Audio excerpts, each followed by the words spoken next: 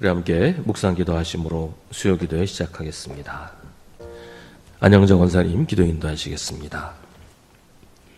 주님, 3일간 세상 속에서 바쁘게 살다가 이 저녁 주님을 찾아 수요기도에 나와왔습니다. 수송의 성도들, 오늘도 하나님을 잊지 않고 말씀을 기억하며 하나님이 없다고 말하는 어리석은 사람이 되지 않게 하옵소서. 주님, 또 주님의 말씀에서 벗어나 죄를 짓고 선하게 살지 않았던 것 회개합니다. 하나님께서는 하늘에서 사람을 굽어보시면서 하나님을 찾는 사람이 있는지를 살펴보십니다. 우리가 주님의 이름을 부르게 하옵소서. 주님은 우리를 구하려 큰 싸움 하시니 주 십자가를 따라 큰 환난 중에도 참고 이기고 따라가게 하옵소서. 주님, 성도들의 삶을 지켜주시며 인도하여 주시고 악에서 벗어나 성령을 따르며 열매 맺게 하옵소서. 서로 사랑하게 하시고 섬기게 하시며 맡은 바 직분을 잘 감당하게 하옵소서. 예배와 오후 성경 공부, 수요 기도회에 많은 성도들이 기쁘게 참여하게 하시고 활성화시켜 주시어 하나님을 알며 영광 돌리게 하옵소서. 주님, 성도들 가운데 병중에 있거나 환난에 당한 자 많습니다. 긍휼을 베푸사 모두 구원하여 주시고 치유시켜 주옵소서. 그리하여 다시 주님을 찬양하며 기도하며 기쁘게 살게 하옵소서. 하나님, 세상은 어두워져 있습니다. 저희 수송의 성도들이 이 험악하고 어두운 세상 속에서 믿음이 흔들리지 않고 소망이 사라지지 않도록 지켜주시고 붙잡아 주시기를 기도드립니다.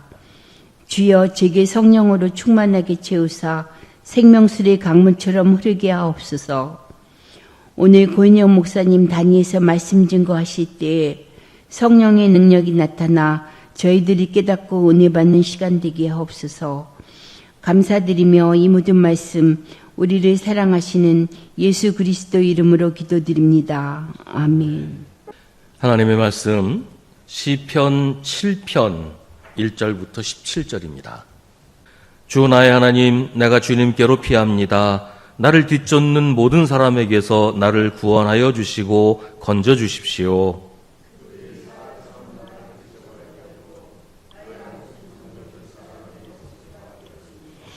주 나의 하나님, 내가 만일 이런 일을 저질렀다면 벌을 내려 주십시오.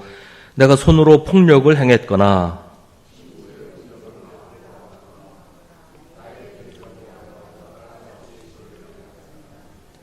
원수들이 나를 뒤쫓아와서 내 목숨을 덮쳐서 땅에 짓밟고 내 명예를 짓밟아도 나는 좋습니다.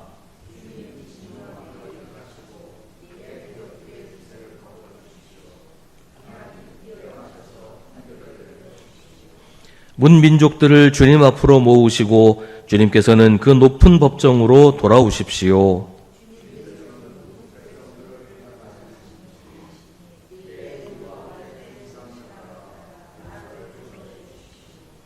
악한 자의 악향을 뿌리 뽑아주시고 의인은 굳게 세워주십시오.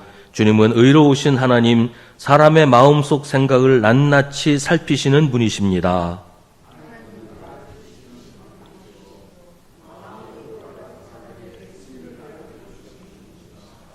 하나님은 공정한 재판장이시요 언제라도 악인을 벌하는 분이시다.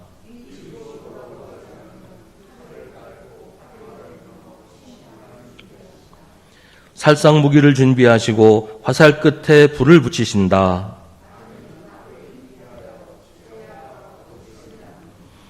함정을 깊이 파지만 그가 만든 구덩이에 그가 빠진다.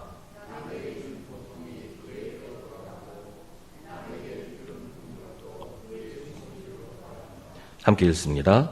나는 주님의 의로우심을 찬송하고 가장 높으신 주님의 이름을 노래하련다. 아멘. 오늘 시편 7편의 제목은 다윗의 시가요온, 베냐민 사람 구시가 한 말을 듣고 다윗이 주님 앞에서 부른 애가로 되어 있습니다. 이 시가요온이라는 말은 그 유대의 음악 양식 가운데 하나라고 해요. 베냐민 사람 구시에 대해서는 알려진 바가 없습니다. 뭐 여러 가지로 뭐 설명들을 시도하는 그런 글들은 봤는데요. 뭐 다 뭐 짐작일 뿐이고 누구인지 뭐 알 수가 없죠. 구시가 한 말을 듣고 다윗이 주님 앞에서 부른 애가라고 되어 있는데 이 말도 구시가 한 말을 듣고 다윗이 막 마음이 급해져서 주님 앞에서 노래를 불렀다는 뜻인지, 아니면 구시라는 사람이 자기 얘기를 하는 것을 듣고 저거 참 내가 겪었던 일이랑 비슷하다 라고 하면서 이제 자기가 경험했던 것을 시로 쓴 것인지 이것도 분명하지는 않습니다. 알 수는 없는데 아무튼 이 노래는 다윗의 기도입니다. 애가라고 하는 게 이제 애통하는 노래, 슬픈 노래라는 뜻이니까 다윗의 탄식하는 기도인 것이죠. 이 기도는 주 나의 하나님이라는 말로 시작합니다. 이게 이스라엘의 기도가 다른 신들을 섬기는 이방 민족들, 고대 여러 나라의 그런 사람들이 하는 기도와 아주 다른 특징 가운데 하나예요.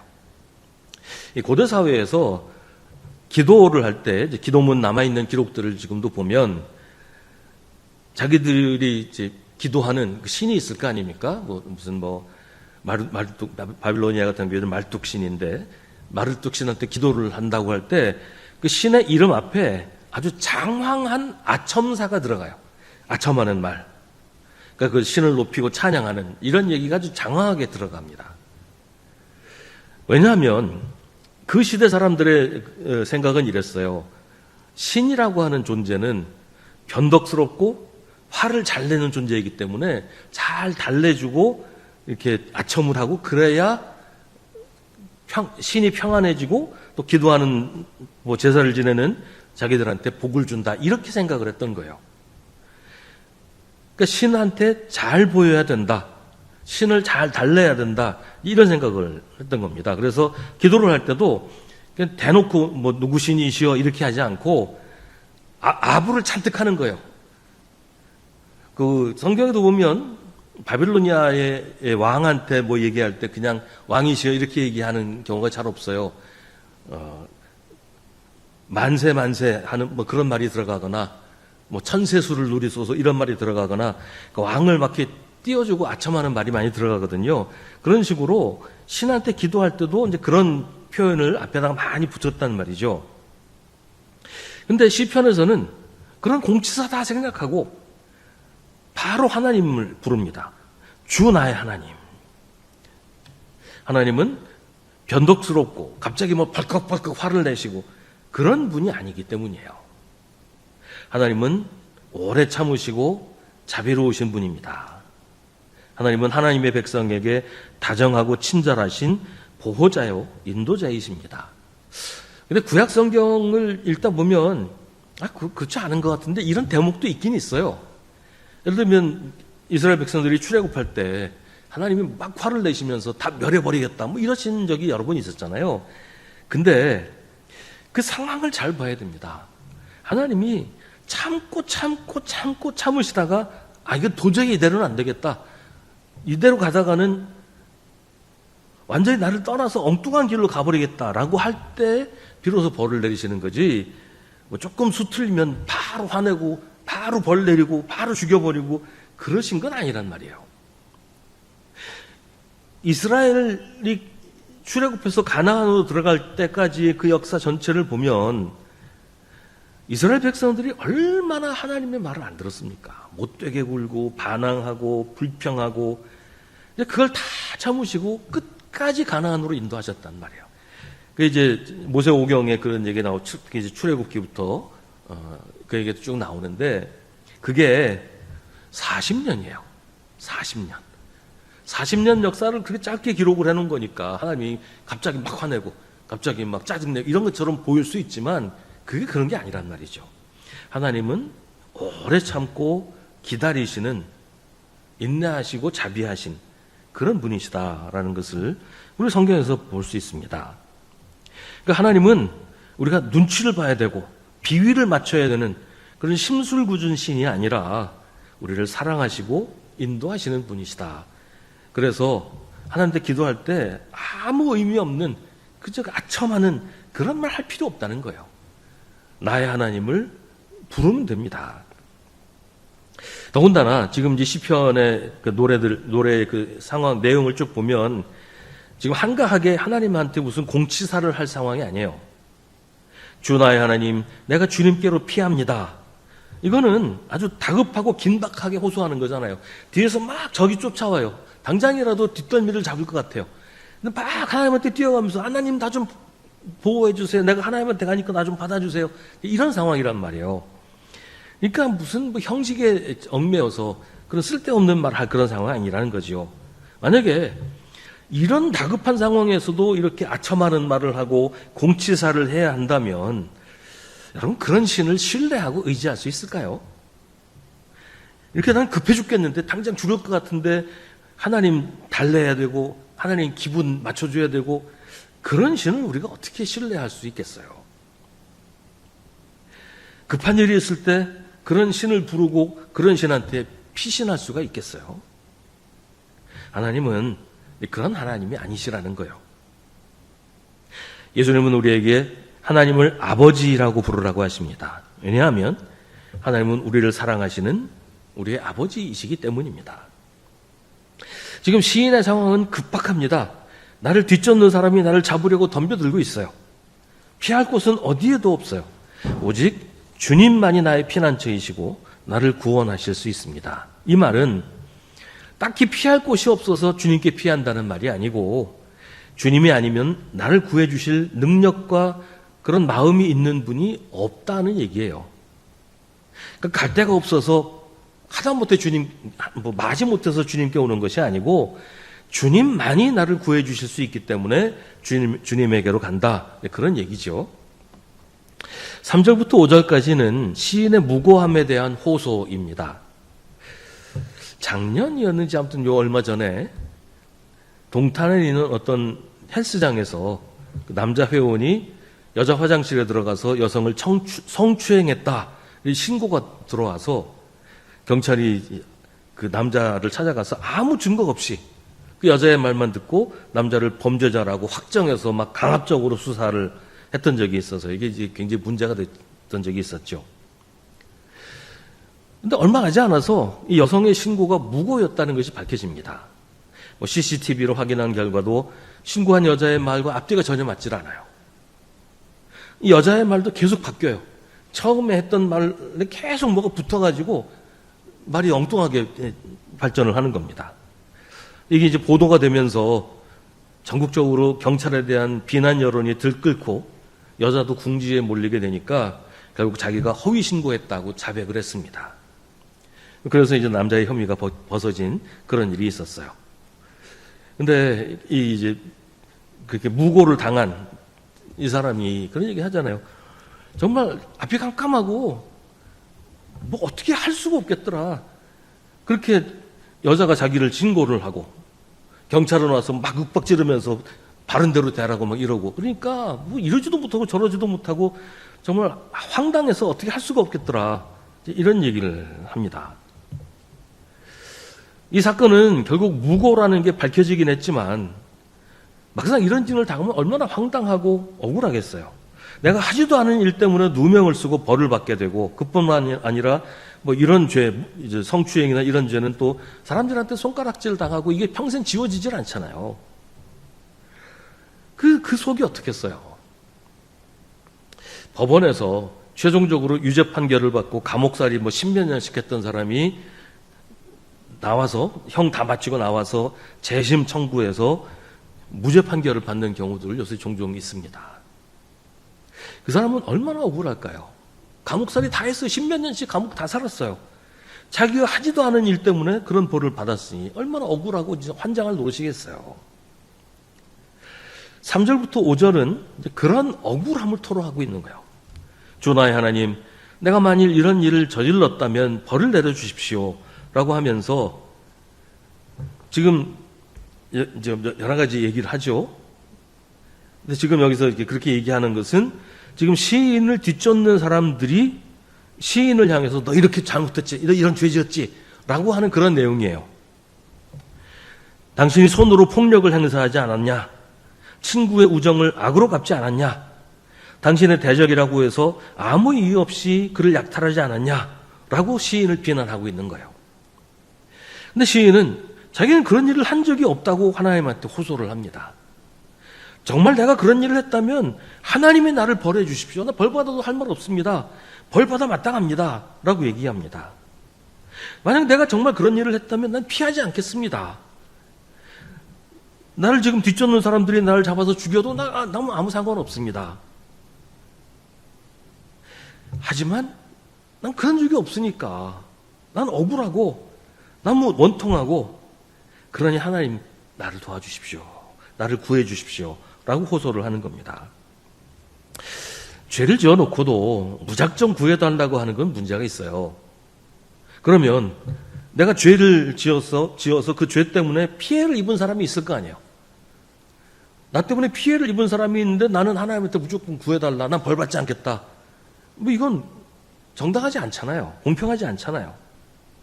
잘못을 했으면 회개하고 책임을 지는 게 맞아요. 하나님은 우리를 사랑하시지만 동시에 공의의 하나님이십니다. 요즘 보면 죄를 지어놓고도 기독교인이라고 처벌받지 말아야 된다고 주장하는 사람들이 있어요. 실정법을 어겨서 법을 집행했는데 그걸 종교 탄압이라고 하는 사람들도 있어요. 똑같은 죄를 지은 다른 사람들은 벌을 받는데 나는 목사니까 벌 받으면 안 된다. 나는 목사니까 내가 벌을 받으면 종교 탄압이다. 이렇게 주장하는 사람들이 있단 말이죠. 근데 이건 하나님의 공의에도 맞지 않는 주장입니다. 오늘 시인은 죄 지어놓고서도 나는 억울합니다. 나를 구해 주십시오. 라고 하는 게 아니에요. 내가 그런 일을 한 적도 없는데 내가 하지도 않은 일 때문에 나를 오해하고 나를 죽이겠다고 달려드는 사람들에게서 나를 구해 주십시오. 라고 호소를 하는 겁니다. 6절부터 9절은 하나님께 호소하는 내용입니다. 6절은 주님 진노하며 일어나시고 내 대적들의 기세를 꺾어 주십시오. 하나님 깨어나셔서 판결을 내려주십시오. 여러분들 옛날 얘기, 신화나 뭐 이런 얘기, 전설이나 이런 얘기들 보면 뭐 용이라든지 무슨 거인이라든지 이런 것들이 등장하는 얘기들이 많이 있잖아요. 대개 그 얘기들 보면 용이나 거인이 자고 있어요. 자고 있는데 찾아가서 거기 이제 잡혀 있는 사람들을 구출해 오는데 용이나 거인들이 깨지 않게 살금살금 조심해서 데리고 나오는 그런 얘기들이 많아요. 그러니까 옛날 사람들은 그런 신적인 존재, 아까 얘기했던 자기들이 믿는 신, 이 신이 잠자고 있기를 바라는 거예요. 깨지 않기를 바라는 거예요. 깨면 또 짜증내고 화내고 또 그럴까봐 겁나서 깨지 않기를 바라요. 그냥 뭐 나중에 제사 지낼 때 그때나 깨서 복이나 주고 그러기를 원하지 괜히 우리 생활에 참견하고 그러기를 바라지를 않아요. 근데 오늘 말씀에 보면 하나님 깨어나셔서 판결을 내려주십시오 라고 노래합니다. 다른 신들은 비위를 상하지 않게 잘 달래야 되고 잠들어 있을 때는 깨우지 않는 게 상책이에요. 괜히 깨우면 골치 아파지니까요. 그런데 하나님의 백성은 하나님을 깨웁니다. 하나님 일어나십시오. 하나님 깨어나십시오 라고 합니다. 왜냐하면 하나님은 공의로우신 분이기 때문이에요. 무엇이 무엇인지를 아시고 뭐가 옳고 뭐가 그른지를 아시고 공의로 판결을 하시기 때문에 하나님이 깨어나시는 게 최선이라는 거죠. 더군다나 오늘 이 시인처럼 이렇게 억울한 일을 당하고 있을 때는 하나님이 깨어나셔야 옳고 그름이 판가름 되니까 하나님이 일어나셔야 된다는 거예요. 이제 이런 신앙이 야훼 하나님에 대한 신앙과 그 당시 주변의 다른 나라들의 신앙과 다른 점입니다. 지금도 그래요. 지금도 마찬가지죠. 우리는 하나님이 깨어나셔서, 물론 하나님이 주무신다는 얘기가 아니라 하나님이 깨어나셔서 우리를 살피시고 우리를 구해 주시기를 기도를 합니다. 하나님 잠자코 계십시오. 우리가 알아서 할 테니까 하나님 그냥 조용히만 계십시오. 그러지 않아요. 근데 우상 숭배는 신이 깨어나면 골치 아파요. 그냥 가만히 있다가 우리가 해달라는 거나 해주세요. 이게 이제 우상 숭배의 내용이잖아요. 오늘 시에서도 하나님에게 깨어나시기를 하나님께서 일어나셔서 옳고 그름을 판별해 주시기를 요청합니다. 하나님이 올바른 판결을 하실 것을 믿기 때문입니다. 하나님은 하나님의 백성만 판결하시는 것이 아니라 모든 나라 모든 백성을 판결하십니다. 8절에서는 주님께서는 뭇 백성들을 판단하시는 분이시니 내 의와 내 성실함을 따라 나를 변호해 주십시오. 시인은 하나님을 가리켜서 뭇 백성을 판단하시는 분이라고 합니다. 그 시대의 일반적인 신앙은 신한테는 각자 고유의 영역이 있다고 믿었어요. 그 바빌론에는 바빌론의 신이 있고 그 바빌론의 신은 바벨론만 통치하는 거예요. 근데 바벨론의 신이 힘이 세면 바벨론의 군대가 다른 나라를 점령할 수는 있죠. 근데 그 신이 다른 나라의 신인 건 아니에요. 바벨론만의 신이에요. 이스라엘 백성들, 특히 이제 이스라엘이 멸망할 때쯤에서 이스라엘 백성들도 그렇게 생각했어요.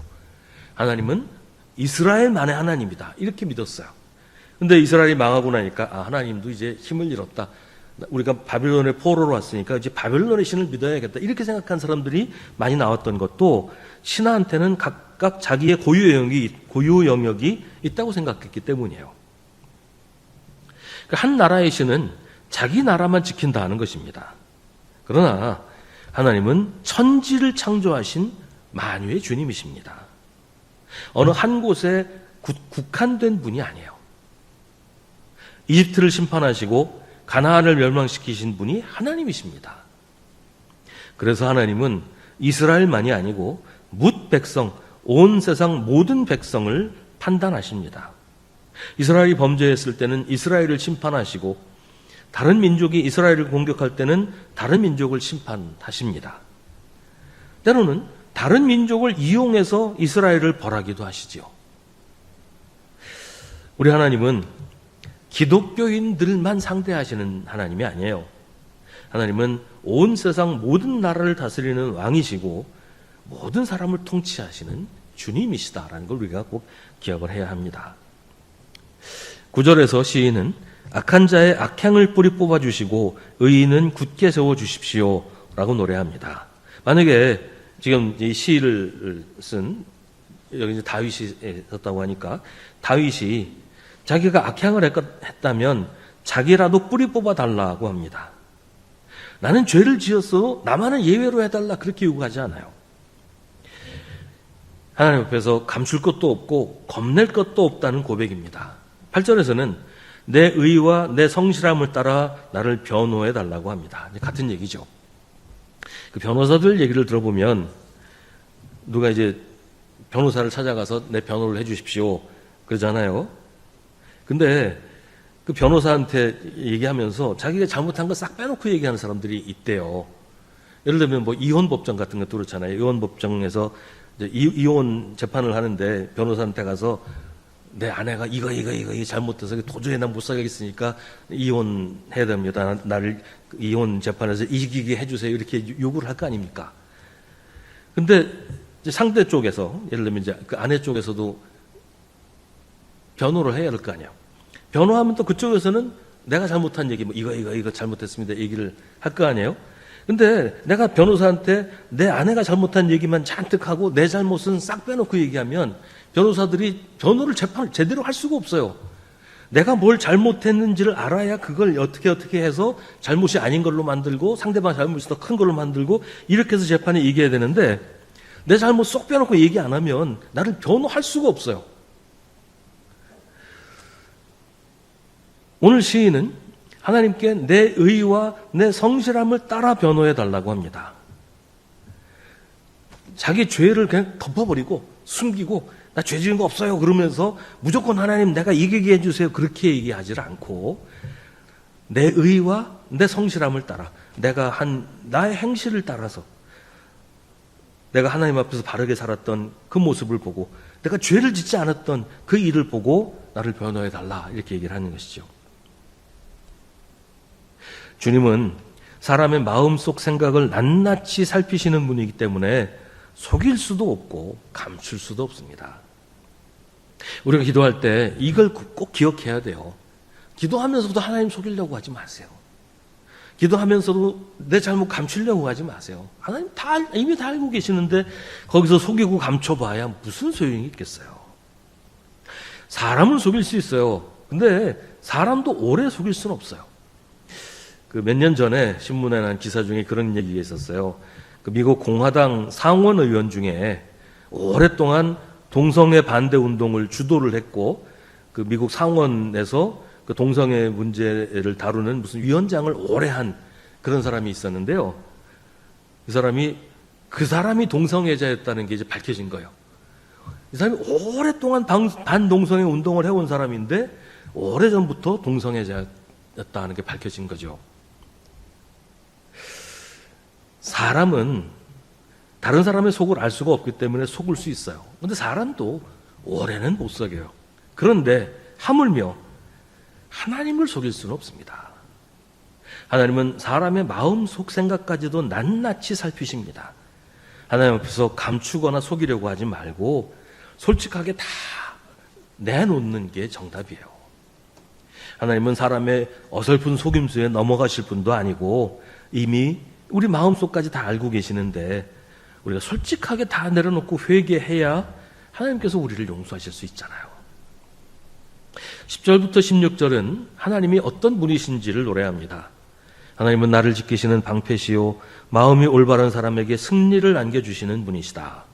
하나님은 공정한 재판장이시요 언제라도 악인을 벌하시는 분이시다. 뉘우치고 돌아오지 않으면 칼을 갈고 활을 겨누어 심판을 준비하신다. 살상 무기를 준비하시고 화살 끝에 불을 붙이신다. 악인은 악을 잉태하여 재앙과 거짓을 낳는구나. 함정을 깊이 파지만 그가 만든 구덩이에 그가 빠진다. 남에게 준 고통이 그에게로 돌아가고 남에게 휘두른 폭력도 그의 정수리로 돌아간다. 14절부터 16절 보면 하나님이 이런 분이시다라는 말이 아닌 것 같죠. 그러나 사실은 이 말도 하나님이 이런 분이시다라는 얘기를 하고 있는 거예요. 하나님이 악한 자들을 굳이 심판하시지 않아도 악한 자들이 자기가 한 일로 인해서 스스로 망하게 만들어 놓으셨다는 얘기입니다. 우리도 쓰는 말 중에 자승자박이라는 말도 있고 자기 무덤을 판다는 말도 하잖아요. 악인이 함정을 깊이 파는데 거기 자기가 빠진다는 말이에요. 남에게 준 고통이 자기에게로 돌아오고 남에게 휘두른 폭력이 자기 정수리로 돌아간다는 거죠. 자가 면역 질환이라는 병이 있어요.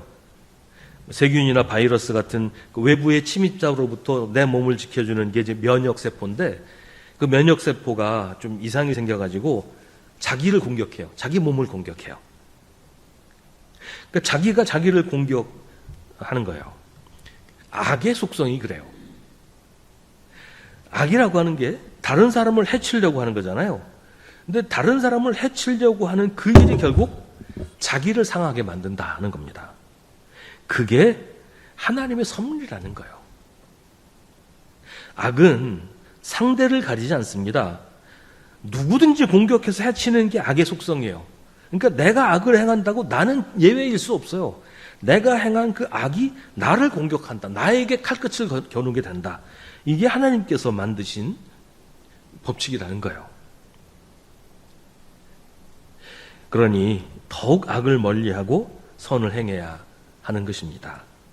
하나님은 내가 거룩하니 너희도 거룩하여라고 하십니다. 하나님은 공의로우시니 우리도 의로워야 합니다. 하나님은 의로 다스리시니 우리도 하나님 보시기에 합당하게 살아야 합니다.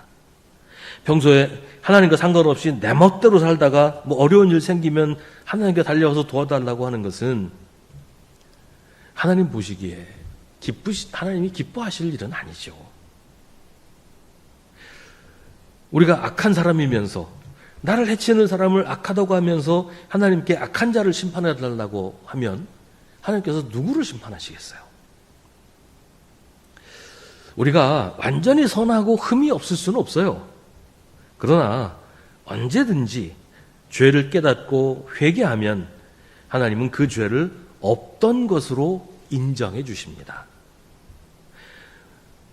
회개한 죄인을 하나님께서 의롭다고 하시고 의인을 대하시는 것과 똑같이 대하십니다. 그러나 하나님과 상관없이 내 멋대로 살면서 하나님의 도움만을 바라면 그건 하나님을 이용하겠다는 얄팍한 생각이에요. 하나님은 공의의 하나님이시기 때문에 세상을 의로 다스립니다.